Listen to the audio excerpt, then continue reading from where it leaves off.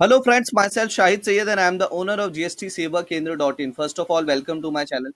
दोस्तों 5 मई 2020 को सीबीआईसी ने 5 नोटिफिकेशंस इशू किया है। एक एक करके हम लोग को पांचों नोटिफिकेशंस के बारे में देखेंगे कि नोटिफिकेशंस में क्या लिखा है। तो मेन हम लोग नोटिफिकेशंस नंबर देखेंगे और उसमें क्या मेंशन है, यानी वो नोटिफिकेशंस का मकसद क्या है, वो नोटिफिकेशंस के बारे में देखेंगे। आपको अगर पूरी स्टडी करना है नोटिफिकेशंस की तो मैं लिंक डिस्क्रिप्शंस में दे दूंगा, आप लोग वहां से जाके डाउनलोड कर लीजिएगा कि आपको फ्यूचर रेफरेंस के लिए भी आपको काम आएगा दोस्तों। तो पहला मैं स्टार्ट करता हूँ दोस्तों, नोटिफिकेशन नंबर 38/2020। तो इसमें क्या मेंशन है 38/2020 में? तो देखिए आप लोग को दोस्तों, अगर आप लोग रिटर्न्स फाइल करते होंगे ना जीएसटी का, तो आप लोग को आइडिया रहेगा कि जो कंपनीज है, जो प्राइवेट लिमिटेड कंपनीज होती है, पब्लिक लिमिटेड कंपनीज होती है, इनका 3B रिटर्न्स फाइल होता है जब वो डीएससी अपलोड करते हैं। जो भी उनका, जैसे वो डायरेक्टर्स होते हैं कंपनी का, तो डायरेक्टर्स, कंपनी के डायरेक्टर्स के डीएससी से वो रिटर्न्स फाइल होता है। लेकिन कोविड-19 की वजह से शायद मे बी पॉसिबल है कि वो डीएससी ऑफिस में हो या कुछ एक्सेस नहीं मिल रहा होगा डीएससी का, तो उनके वजह से अभी काफी डिफिकल्टी, यानी फॉर्म जीएसटीआर 3B फाइल नहीं हो सकता अगर डीएससी अवेलेबल नहीं है। तो उसके लिए नोटिफिकेशन इशू किया है कि देखिए इसमें क्या मेंशन है, provided further that a registered person registered under the provision of the Companies Act 2013 shall during the period from 21st day of April to the 30th day of June 2020 also allowed to furnish the return under section 39 in form 3B verified through electronic verifications code। अब देखिए आप लोग को 3B का return आप लोग file कर सकते हैं ईवीसी कोड के थ्रू। आपको कोई डीएससी डिजिटल सिग्नेचर की जरूरत नहीं है। कौन किसके लिए? जो कंपनीज है, जो companies registered under under the companies act है। तो registered under the companies act में जितने भी कंपनीज है, जैसे प्राइवेट लिमिटेड कंपनीज, निधि कंपनीज, ये लोग को रिटर्न फाइल करने के लिए डिजिटल सिग्नेचर मैंडेटरी रहता है। तो लेकिन ये ड्यूरेशन के लिए 21 अप्रैल 2020 से लेकर 30 जून 2020 तक का वो ईवीसी कोड के थ्रू भी अपना रिटर्न फाइल कर सकते हैं। उसके साथ ही साथ इन्होंने एक बहुत ही इंपॉर्टेंट अनाउंसमेंट इधर पे ये भी है, यानी नोटिफिकेशंस में, कि अगर आपका नील रिटर्न है तो वो नील रिटर्न आप फाइल कर सकते हैं short message using the registered mobile number. अभी जैसे आप लोग का रजिस्टर्ड मोबाइल नंबर जो भी जीएसटी में रजिस्टर्ड है और आपका नील रिटर्न है, जीएसटी 3B का नील रिटर्न है, तो आप एक मैसेज के थ्रू भी अपना रिटर्न फाइल कर सकते हो।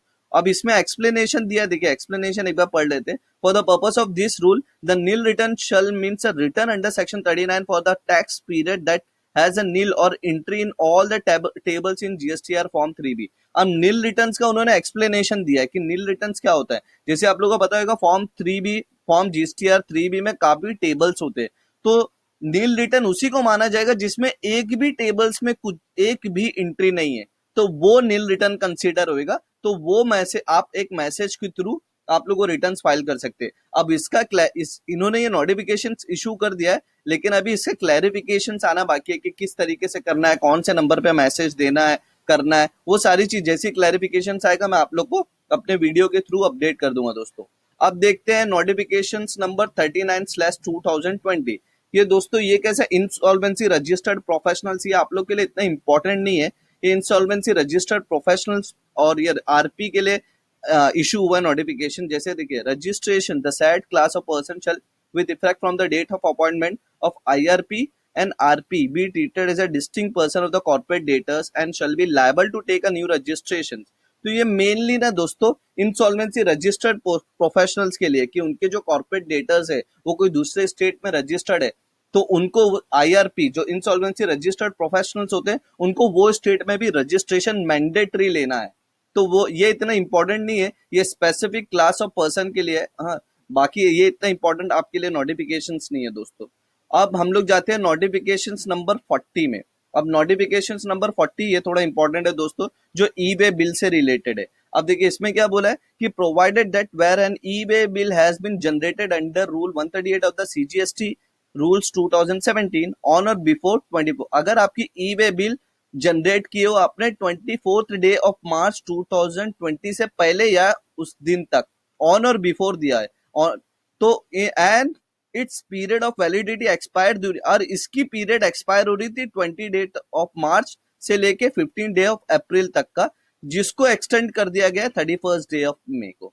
अगर आपकी ई वे बिल आपने जनरेट किया है 24th डे, देखिए एकदम शॉर्ट में आपको बता रहा हूँ दोस्तों, अगर आपने ई वे बिल जनरेट किया है on or before 24th of March 2020 को, जो एक्सपायर हो रही थी 20th मार्च 2020 से लेके 15th अप्रैल 2020 तक, उसकी डेट एक्सटेंड कर दिया गया 31st मई 2020 तक।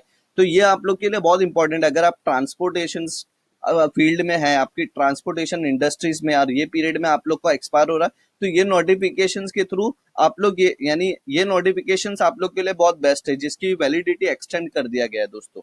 तो एक ये हो गया नोटिफिकेशंस नंबर 40, और ये 41 पे जाते हैं। 41 में एकदम क्लियरली नॉर्मली एकदम मेंशन है कि जो एनुअल रिटर्न्स आपको 18-19 का फाइल करने का दोस्तों, जिसकी ड्यू डेट्स आ गई थी, जैसे 30 जून लास्ट ड्यू डेट्स थी, उसकी ड्यू डेट्स एक्सटेंड कर दिया गया है 30 सितंबर 2020 को। तो ये बहुत इजी है, 18-19 का जो एनुअल रिटर्न फाइल करने का था, उसकी ड्यू डेट एक्सटेंड हो गई है 30 सितंबर 2020 को। अब जो नोटिफिकेशन 42 इशू हुआ है वो स्पेसिफिक जम्मू कश्मीर एंड लद्दाख पे इशू हुआ है। अब इसको हम लोग एक बार थोड़ा पढ़ लेते हैं। Provided also that the return in form GSTR 3B for the set rules for the month of November 2019 to February 2020 for registered person whose principal place of business in the Union Territory of Jammu and Kashmir shall be furnished electronically through a common portal on or before 24th of March 2020। अब देखिए इसमें क्या mention है, ये dates है ना, अब दोस्तों ये डेट उन लोग ने एक्सटेंड कर दी है। अब वो डेट कौन सी एक्सटेंड हुई है, देखिए नवंबर से लेके फरवरी तक जो भी रिटर्न्स फाइल करने का था वो 24th of March 2020 तक। फिर provided also that the return in form GSTR 3B of the set rules for the month of November 2019 to December 2019 for the registered person whose principal place of business in the Union Territory of Ladakh shall be furnished electronically through the common portal on or before 24th of March 2024। Provided also that the return in form GSTR 3B of the said rule for the month of January to March 2020 for the registered person who is a principal place of business in the Union Territory of Ladakh shall be furnished electronically through the common portal on or before 20th May 2020। अब देखिए इसकी जो जनवरी से लेके जो returns file करना था ना दोस्तों, उसकी डेट एक्सटेंड कर दी गई है। नवंबर से लेके, आई एम सो सॉरी, नवंबर से लेके जो जनवरी तक का रिटर्न्स फाइल करना था जम्मू एंड कश्मीर को और लद्दाख को, उसकी डेट एक्सटेंड कर दी गई है। और ये नोटिफिकेशंस जो है ना, ये नोटिफिकेशंस इफेक्टिव कब तक का है, 24th डे ऑफ मार्च 2020 से इफेक्टिव है। भले नोटिफिकेशंस मई में मतलब 5th मई में इशू हुआ, लेकिन ये रेट्रोस्पेक्टिव इफेक्ट रख रहा है दोस्तों। तो ये इफेक्टिव है 24th डे ऑफ मार्च 2020। तो ऑलमोस्ट सारी चीजें मैंने डिस्कस कर लिया, नोटिफिकेशंस में क्या क्या मेंशन है, पूरे 5 नोटिफिकेशन डिस्कस कर लिया दोस्तों मैं इसी तरीके से इनकम टैक्स से रिलेटेड, जीएसटी कंप्लायंस से related, labour law compliances including payroll, अभी मेरी पेरोल की सीरीज भी स्टार्ट है। अगर आप लोग को पेरोल सीखना है दोस्तों from start to end with practical session, तो वो सारी वीडियोस मेरे आपको चैनल पे मिलेगी। प्लस आरओसी कंप्लायंसेस भी किस तरीके से फाइल होता है, सब कुछ लाइव आपको मेरे चैनल पे मिलेगा सारे, यानी आपको टैक्स से रिलेटेड सारी अपडेट एक ही प्लेटफॉर्म पे अपने चैनल पे सारी चीजें मिलेगी। तो अगर फर्स्ट टाइम आप ये वीडियो देख रहे हैं तो प्लीज मेरे वीडियो को सब्सक्राइब करिएगा दोस्तों, लाइक करना मत भूलिएगा। अगर आपको वीडियो पसंद आता है तो ही दोस्तों लाइक करिएगा। अगर इंफॉर्मेटिव लग रहा है तो अपने दोस्तों के साथ शेयर करिएगा। मिलते हैं नेक्स्ट वीडियो में, बाय, टेक केयर।